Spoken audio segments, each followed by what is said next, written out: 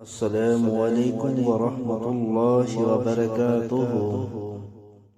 اگر آپ روزانہ کی ایک صحیح حدیث سننا چاہتے ہیں تو اس چینل کو سبسکرائب کر لیں۔ شکریہ۔ بسم اللہ الرحمن الرحیم۔ آقا کی ذات پر محبت سے درود پڑھ لیں۔ الصلاۃ والسلام علیک یا رسول اللہ وعلی آلک واصحابک یا حبیب اللہ۔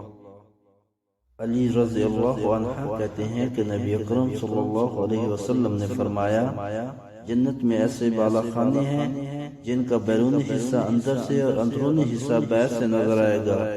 یہ سن کر ایک عرابی نے کھڑے ہو کر عرض کیا، اللہ کے رسول کس کے لیے ہیں؟ آپ نے فرمایا، جو اچھی بات کرے، کھانا کھلائے، خوب روزے رکھے اور اللہ کی رضا کے لیے رات میں نماز پڑھے جبکہ لوگ سوئے ہوں۔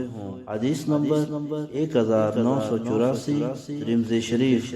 اگر ہو سکے تو اپنے والدین اور آقا کی ساری امت کے صالح ثواب کے لیے اس حدیث کو زیادہ سے زیادہ شیئر کریں۔